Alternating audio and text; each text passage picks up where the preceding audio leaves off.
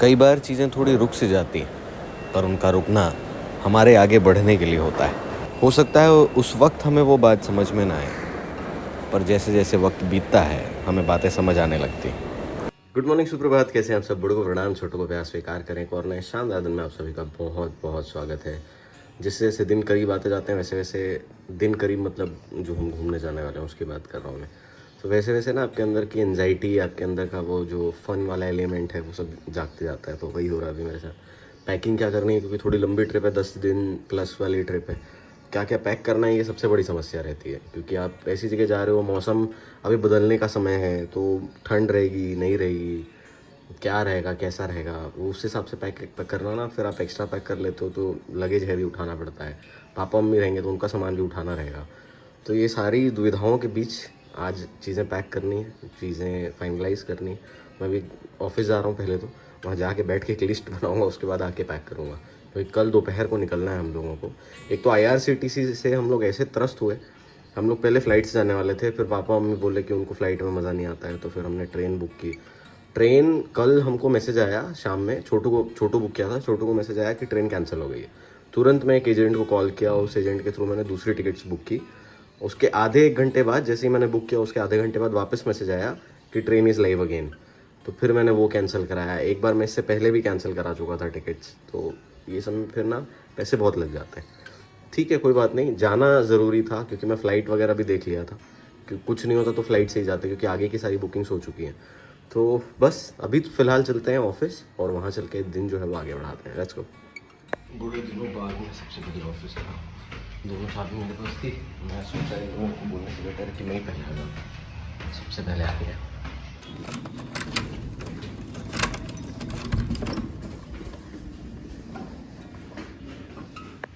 बहुत ज़माने बाद आज नाश्ता करने में ICH आया।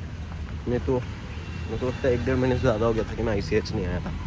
ICH से यादें जो है वो बहुत पुरानी है, स्कूल टाइम से जुड़ी हुई हैं। स्कूल टाइम से आ रहा हूँ मैं ये वाले ICH।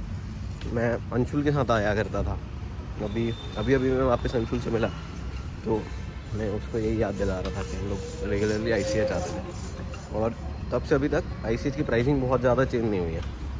मज़ेदार जगह, बहुत सारे ऑप्शन मिल जाते हैं, भीड़ बहुत रहती है, आज नहीं थी भीड़।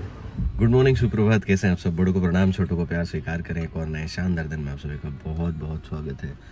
कल के बाद से मैंने व्लॉग इसलिए नहीं किया क्योंकि कल शाम से मूड बहुत ख़राब हो गया था, क्योंकि वापस IRCTC ने वही हरकत की जो मैं आपको पहले बता रहा था कि टिकट्स जो हमारी थी वो टिकट्स कैंसिल हो गई। अब उसके बाद फिर जो ट्रेन अवेलेबल थी वो ट्रेन निकल चुकी थी पूरी से ऑलरेडी, तो उसमें भी तत्काल मिलने का कोई गुंजाइश नहीं था। उसके बाद फिर हुआ ये कि हमने फ़्लाइट बुक किया आज का, और उसके बाद से जो बारिश शुरू हुई है रायपुर में अभी तक हो ही रही है। सुबह के बज रहे हैं 7 और मैं जा रहा हूँ मम्मी पापा को पिक करने के लिए। पापा का कॉल आया था कि स्टेडियम पहुँच गई है गाड़ी, तो बस मैं निकल ही रहा हूँ वहाँ जाने के लिए। और सबसे पहले जाके पिक करते हैं पापा मम्मी को, और फिर उसके बाद देखते हैं कि क्या सीन है। कि बारिश तो आज नहीं रुकने वाली है, मानसून सक्रिय हो गया वापस से छत्तीसगढ़ में, तो 2-3 दिन 4 दिन अभी सिर्फ बारिश ही बारिश दिखा रहा है। तो शाम को वैसे तो इतनी बारिश में प्रॉब्लम नहीं होगा रायपुर में एटलीस्ट, और उसके बाद हम जहाँ भी जा रहे हैं वहाँ बारिश नहीं होगी, तो कोई प्रॉब्लम नहीं होना चाहिए। बाकी लेट्स सी, देखते हैं। मेरा पैकिंग जो है वो अभी बस चालू हुआ है, और पापा आ चुके हैं, मम्मी भी आ गई है। पीछे सामान सब बिखरा जो है वो आप समझ सकते हैं कि अभी जाना है तो सारा बिखरा हुआ है। अभी मैं पैक करना शुरू करूँगा, वो भी मम्मी को पहले डॉक्टर के पास लेके जा रहे हैं। एक बार रेगुलर जो चेकअप था वो करा लेते हैं। हम लोग का ट्रिप कार से होना था, उसके लिए मंगाया गया था। ये सोनल जो है हवा भरने का यंत्र मंगा के रखा है, लेकिन क्या है कि छोटू को ज़्यादा लंबा छुट्टी नहीं मिलने के कारण हम लोग ट्रिप जो है दूसरे लाइन से बनाए हैं। पहले ट्रेन से 60 था उसको और लॉन्ग कर दिए हैं। नहीं, पहले भी लंबा ही था, लेकिन पहले कम जगह कवर कर पा रहे थे, अब ज़्यादा जगह कवर होगा। तो बस अब पैक वैक करते हैं। पापा के साथ हम लोग जब आते हैं अंडर ब्रिज में तब हम लोग जाम में फंसते हैं। पिछली बार तो बस छूट गया था ऑलमोस्ट, पापा लोग इतना लेट हो गया था। इस बार उतना टाइम नहीं लगेगा, गाड़ी से उतर के जाके ऑटो में जाने का नौबत आ गया था, मतलब ऑलमोस्ट छूट जाता बस। इस बार तो खैर पुलिस वाला खड़ा है तो जल्दी क्लियर हो जाएगा। बट हम लोग कुशालपुर चौक वाला ब्रिज छोड़ के आए ताकि ये वाले ब्रिज से यहाँ जाम ना लगाओ, और यहाँ पे भी जाम लग गया। पुलिस वाला डांट रहा है किसी उसको। मम्मी का टेस्ट कराने लेके आए हैं। तो मम्मी को बढ़िया 4-5 इंजेक्शन लगा के मतलब वो कर देते हैं, तब जाके मम्मी ठीक रहेगी पूरा हम लोग की यात्रा के दौरान। नहीं तो कहीं कुछ समस्या निकालते रहे। मम्मी का चेक हो गया और आप लोग दोनों को लेने का आवश्यकता है। पापा मम्मी तो दोनों को शुगर का समस्या है हल्का फुल्का। तो डॉक्टर वही समझा रही थी कि शुगर को कितना सीरियसली लेने की ज़रूरत है। तो आप में से जितने भी लोग ऐसे हैं जिनको रायपुर में किसी अच्छे गायनेक को दिखाना है, रेगुलर एमडी मेडिसिन दिखाना है, आप लोग ये रायपुरा चौक में ये जो मेरे ऊपर दिख रहा है ना, इनसे अच्छी डॉक्टर, फीमेल डॉक्टर मैं अभी इनिशियली बोल रहा हूँ, अभी लेटेस्ट में 2 ऐसे डॉक्टर से मिला हूँ क्योंकि बहुत ज़्यादा अच्छे हैं। ये सब चीज़ें यूजुअली आप रेकमेंड नहीं करते हो, बट मैं इसलिए कर रहा हूँ क्योंकि दोनों जगह का मेरा एक्सपीरियंस बहुत ज़्यादा अच्छा रहा है। तो यहाँ पे डॉक्टर आशा जैन है और डॉक्टर बंसल हैं शंकर नगर में। ये दोनों को आप डेफिनेटली एक बार ज़रूर मिलें इनसे। बाकी आपका एक्सपीरियंस आगे खुद का रहेगा, बट एक बार आप इनिशियली जाके ज़रूर ट्राई करें क्योंकि दोनों का एक्सपीरियंस मेरा बहुत मज़ेदार रहा और अनऑर्थोडॉक्स रहा। यूजुअली जैसे डॉक्टर्स टाइम नहीं देते, यहाँ पे आपको भरपूर टाइम देते हैं डॉक्टर्स। जाने के पहले हम लोग आ गए हैं डी मार्ट। तो यहाँ से कुछ लेना था मम्मी को, तो हम लोग आए हैं। 10-15 मिनट जल्दी से निकलेंगे क्योंकि 1 बज चुका है ऑलरेडी, 1:10। नहा वहाँ के तैयार होकर बढ़िया मैं आ गया हूँ सिट्रोइन का शोरूम। यहाँ पे आज एक गाड़ी की लॉन्च है और ये जो सिट्रोइन का शोरूम का काम हम करते हैं, तो आधी टीम ऑलरेडी यहाँ पे है। तो अभी तो निकलना है वैसे जल्दी, बट जब तक निकले नहीं तब तक ये यहाँ पे मिलना ज़रूरी था, तो इसलिए मैं आ गया हूँ। वापस आ गया मैं ऑफिस और अब मैं यहाँ से स्कूटी लेके जाऊँगा घर और जल्दी से पैक करके फिर निकलना है एयरपोर्ट के लिए। 8:15 की फ़्लाइट है, तो 6:15 साढ़े 6 निकलना पड़ेगा। Let's see. Packing done. सिर्फ 2 बैग लेके जा रहा हूँ। ये अभी नया बैग आया है, एक छोटा सा है, ज़्यादा हैवी नहीं है। सोच रहा हूँ ये भी मैं हैंड बैग ले जाऊँगा। और देखिए ये पहले रख नहीं रहा था ना, ज़रूरत नहीं थी, बट फिर मैं सोचा कि काम आता है, इसमें कुछ इंपॉर्टेंट चीज़ें रख लो अगर आप तो ये रख लिया है। और वो टीडी क्या बोलते हैं, वो टीडी बोलते हैं ना, ये है। और इसके ऊपर पहनूंगा मैं अभी, वो मेरे को ठंड लगती है थोड़ी, हल्की बेसी रहती है। तो ये एडिडास का नया मैं मंगाया था, सुंदर कलर है काफ़ी, ये पहनूंगा इसके साथ में। ये पहुंच गए एयरपोर्ट। पापा मम्मी उधर मामा लोग छोड़ के जा रहे हैं, चलते हैं अंदर पहले।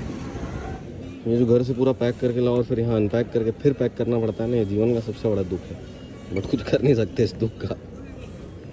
तो 2 बैग हम लोग डाल दिए चेक इन में, और ये हैंड लगेज जिसमें हमने खाना लेके आई है। तो क्योंकि वहाँ पे खाना लास्ट टाइम हम लोग को मज़ेदार नहीं मिला था, तो हम लोग खाना लेके आए हैं इस बार।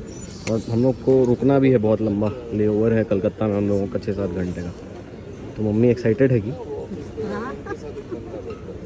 मम्मी तो नहीं है, पापा रहते हैं हमेशा।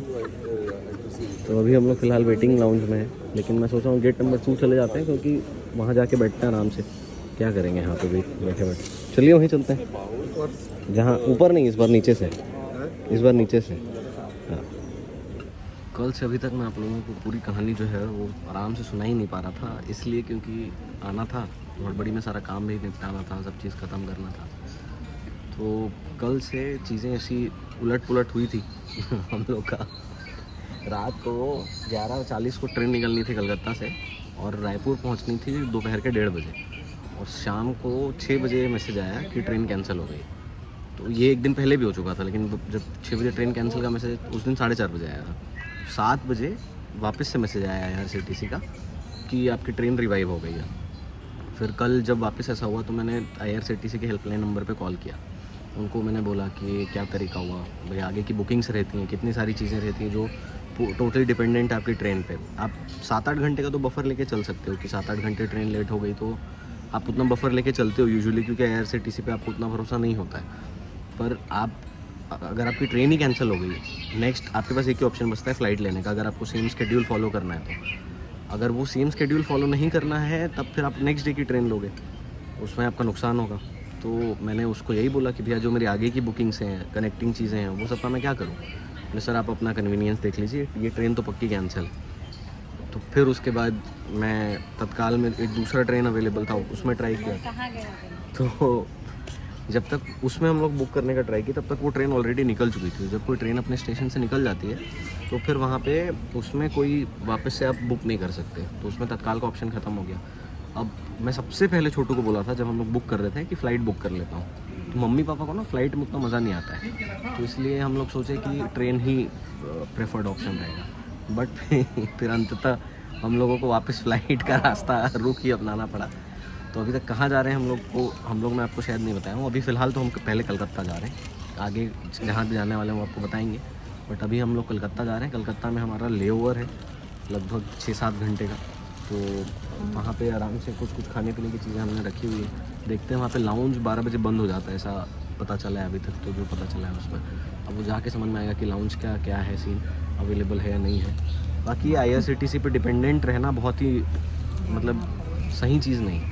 IRCTC के भरोसे आप अपना कोई प्लान बनाएं तो हो सकता है कि आपका प्लान जो है वो चौपट हो जाए।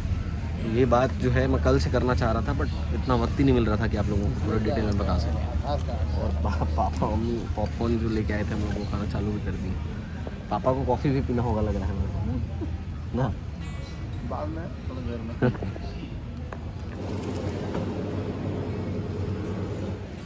वो रायपुर एयरपोर्ट की एक प्रॉब्लम ये है कि नीचे के जितने भी डोर्स हैं डिपार्चर के, वहाँ पे कहीं पे भी ना कैफ़े नहीं है जहाँ कॉफ़ी वॉफ़ी मिलता हो। तो ऊपर लेने गया था मैं कॉफ़ी, पापा से पूछो, पापा का पूरा मन है, पर वो 250 रुपये की कॉफ़ी सुन के पापा का पूरा मूड खत्म हो जाता है। तो मेरे को पता था उनको पीना है क्योंकि घर पे बोले थे वो, अभी भी बोल रहे थे, इसलिए उनके लिए लेके जा रहा हूँ कॉफ़ी, पिलाते हैं उनको कॉफ़ी। अब चलना पड़ेगा, ले लीजिए। आखिरकार ले आया। आखिरकार आपको पीना तो था ही ना। 250 का कॉफ़ी सुन के पापा मना कर रहे थे, मन तो पूरा है। कितना पिएंगे कह रहा था यार। तो जस्ट अभी हम लोगों की बोर्डिंग शुरू हुई थी और उधर से मेरे को आवाज़ आई कि आपको कोई बुला रहा है। मैं सोचा कौन बुला रहा है, देखा तो इधर आशीष ताम्रकार जी हमारे मित्र हैं। ये हर बार जब मैं एयरपोर्ट आता हूँ मेरे को ढूंढ लेते हैं कहीं ना कहीं से। हाँ नहीं, पिछली बार मैं बोल रहा हूँ कि पिछली बार आपने मेरे को CCTV से देख लिया था, पिछली बार CCTV से देख लिए थे मेरे को। मेरे को कॉल किए थे पिछली बार CCTV से मेरे को देख के। चलो मिलते 10 दिन बाद जब लौटूंगा तो मिलते। बोर्डिंग स्टार्ट हो गया, अपनी सीट थोड़ी पीछे की है तो आराम से चलते हैं, क्योंकि लाइन बहुत लंबी, लाइन में खड़े होने का कोई मतलब तो है नहीं। बाहर हल्की बूंदाबांदी शुरू हो गई है तो इसलिए ये गाड़ी आ गई ले जाने के लिए, इंडिगो की बस खड़ी है।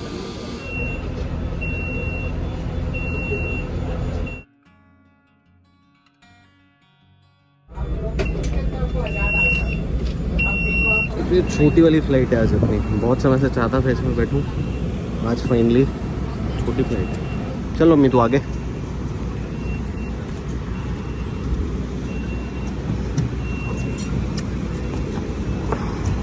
थैंक यू भैया।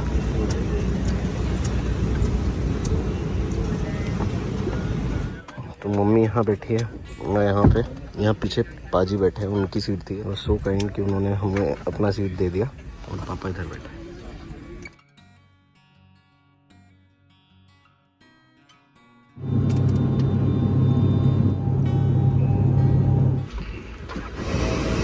बहुत ही ज़्यादा बुरी फ्लाइट थी है, छोटी सी फ्लाइट, इतना AC चल रहा था ना, ढंग से उड़ रही थी, मज़ा नहीं आया इस फ्लाइट में।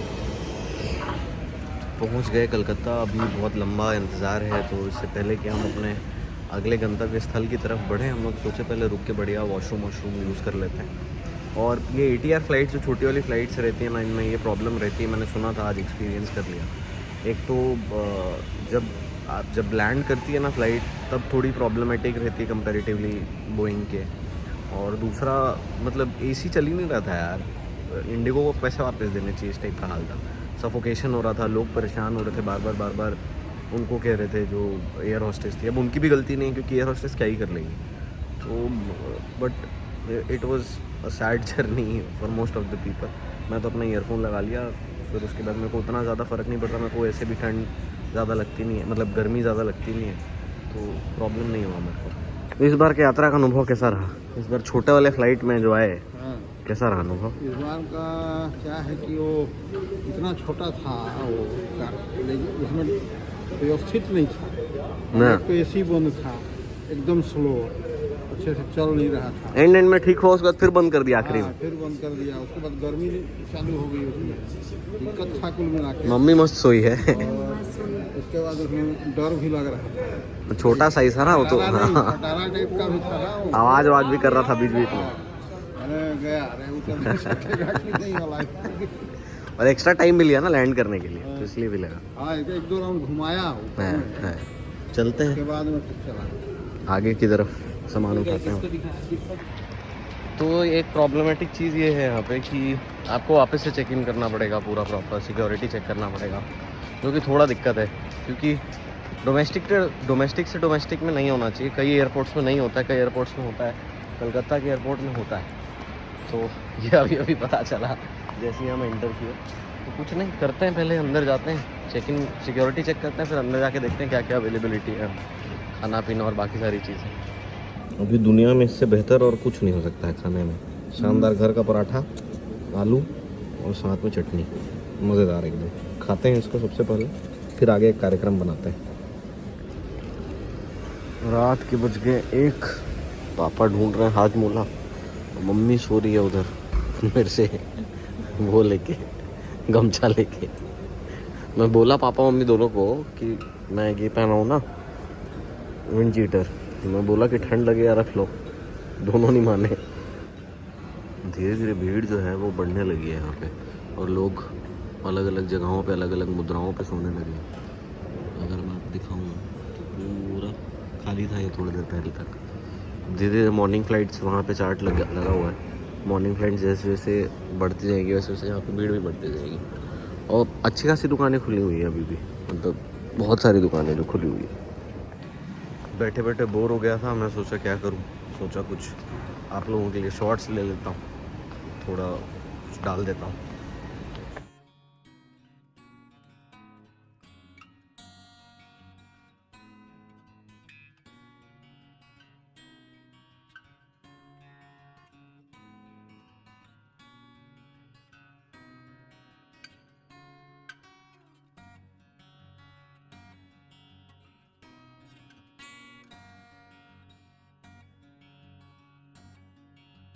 रात के बज गए 2:30 और बैठे बैठे कुछ खास करने को है नहीं, तो बैठे हुए हैं बस। मम्मी सो रही है, मैं पापा जगे हुए हैं। हम लोगों को आदत नहीं है ऐसे कहीं पे भी नींद आती ही नहीं हम लोगों को, बस में, ट्रेन में, कार में। ट्रेन में तो फिर भी आ जाती है, बाकी सब चीज़ों में तो थोड़ी दिक्कत ही होती है। पापा अपना इधर फ़ोन चला रहे हैं, मम्मी उधर सो रही है और मैं बैठा हूँ आराम से। तो बस आज का जो व्लॉग है मैं यहीं समाप्त करता है। अगला जो व्लॉग है वो नई फ़्लाइट के साथ शुरू करेंगे, और कहाँ जा रहे हैं ये भी आप लोगों को बताएंगे। तो बस ये ब्लॉग अच्छा लगा तो ये सीरीज़ आपको अच्छी लगेगी फॉर श्योर, और आगे और फन होगा क्योंकि कल से जेडी भी हमारे साथ होगा, तो मज़ा आएगा आप लोगों को। तो बस अगले ब्लॉग में मिलते हैं, तब तक आप सब अपना ख्याल रखिए, आसपास के लोगों का ख्याल रखिए। गुड नाइट, शुभ रात्रि, शब ख़ैर।